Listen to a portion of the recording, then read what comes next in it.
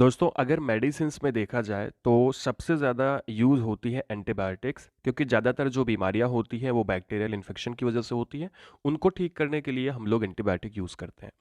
आज के वीडियो में भी हम लोग एक एंटीबायोटिक के बारे में बात करने वाले हैं जो कि बहुत सारी बीमारियों में यूज़ किया जाता है। नमस्कार दोस्तों, मैं हूं नीरज राय। स्वागत है आपका फार्मा हर्ट्स पे। आज के वीडियो में हम लोग बात कर रहे हैं लिंजोलिड टैबलेट्स के बारे में। दोस्तों लिंजोलिड एक प्रकार की एंटीबायोटिक होती है। इस वीडियो में डिटेल में हम लोग बात करेंगे कि लिंजोलिड होता क्या है, कैसे ये काम करता है, किन किन समस्याओं में लेते हैं, इसके साइड इफेक्ट क्या होते हैं, क्या कॉन्ट्राइंडिकेशन होते हैं और इसकी डोज क्या होती है, सब कुछ डिस्कस करेंगे। वीडियो में लास्ट तक जरूर बने रहिएगा।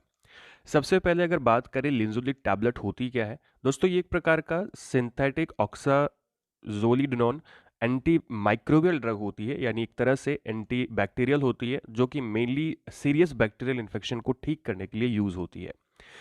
ये बैक्टीरिया के ग्रोथ को रोकती है, यानी कि उसके ग्रोथ को संदमित कर देती है, स्टॉप कर देती है और इस तरह से ये बैक्टीरियल इन्फेक्शन को नष्ट करती है। इसके अलावा दोस्तों बता दें कि ये केवल बैक्टीरियल इन्फेक्शन के लिए यूज़ होती है, कभी भी इसे वायरल इन्फेक्शन के लिए यूज़ ना करें क्योंकि वहाँ पे ये कोई काम नहीं करेगी, केवल टॉलरेंस उत्पन्न करेगी। यूजेस की बात की जाए कि इसका यूज़ कहाँ कहाँ पे किया जाता है, तो इसका यूज़ हम लोग करते हैं न्यूमोनिया के अंदर। किसी भी प्रकार का निमोनिया का जो कंडीशन होती है उसमें हम इसे यूज़ कर सकते हैं। न्यूमोनिया यानी कि फेफड़े का इन्फेक्शन, जिसमें बैक्टीरिया की वजह से फेफड़े में पानी भर जाता है, और किसी भी प्रकार के निमोनिया में इसे दे सकते हैं। इसके अलावा कुछ कॉम्प्लिकेटेड स्किन और स्किन स्ट्रक्चर इन्फेक्शन होते हैं, उसको ठीक करने के लिए भी इसे यूज़ करते हैं। किसी भी प्रकार के स्किन इन्फेक्शन जो कि बहुत ज़्यादा कॉम्प्लिकेटेड हो गया है, बहुत ज़्यादा क्रॉनिक हो गया है, उसमें लिंजोलिड यूज़ किया जाता है।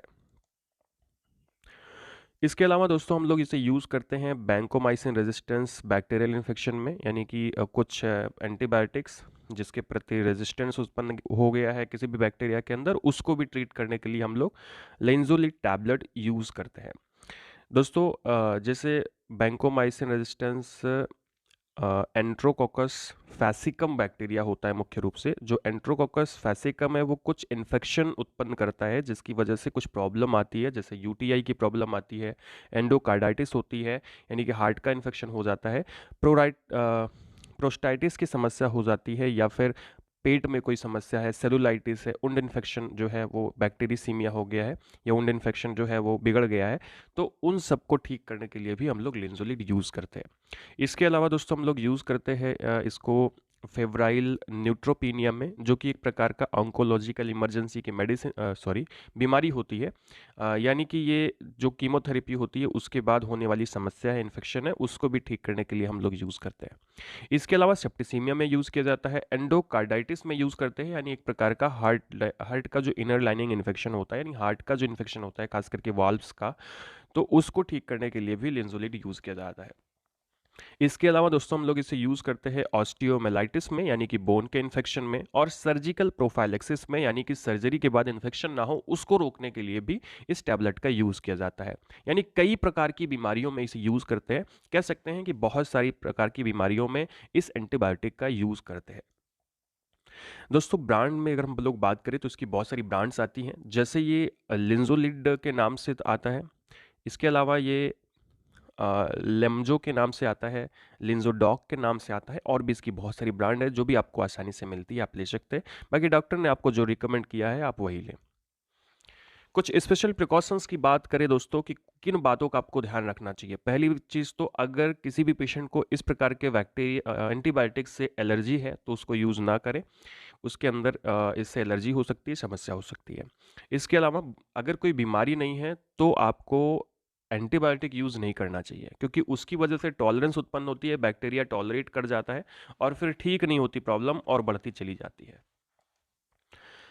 कुछ साइड इफेक्ट की बात करें जो कि इंपॉर्टेंट है, तो अगर आप इसे लगातार लेते हैं तो फीवर की समस्या हो सकती है, डिजीनेस की समस्या हो सकती है, ओरल मोनिलियासिस हो सकता है, कह सकते हो कॉन्कैंडियासिस जिसको हम लोग बोलते हैं, यानी कि ओरल यानी कि मुंह का फंगल इन्फेक्शन हो सकता है, या फिर वेजाइनल मोनिलियासिस हो सकता है, वेजाइनल कैंडियासिस यानी वेजाइनल फंगल इन्फेक्शन हो सकता है।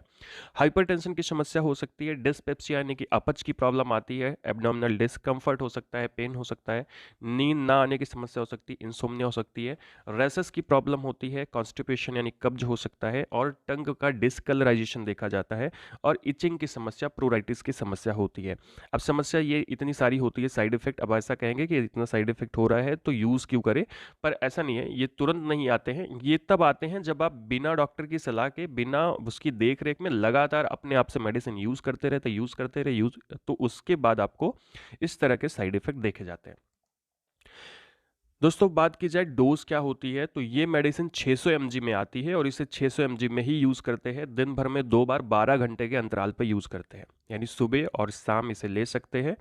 बाकी कितना दिन लेना है आपके इन्फेक्शन के ऊपर डिपेंड करता है, तो एक बार लेने से पहले डॉक्टर से ज़रूर बात करें, ज़रूर दिखाएं, उसके बाद ही इस मेडिसिन को यूज़ करें। तो दोस्तों ये था आज का छोटा सा वीडियो। वीडियो आपको अच्छा लगा हो तो चैनल को सब्सक्राइब करके वीडियो को लाइक करिएगा, दोस्तों के पास जरूर शेयर करिएगा। मिलते हैं नेक्स्ट वीडियो में। पूरा वीडियो देखने के लिए बहुत बहुत धन्यवाद।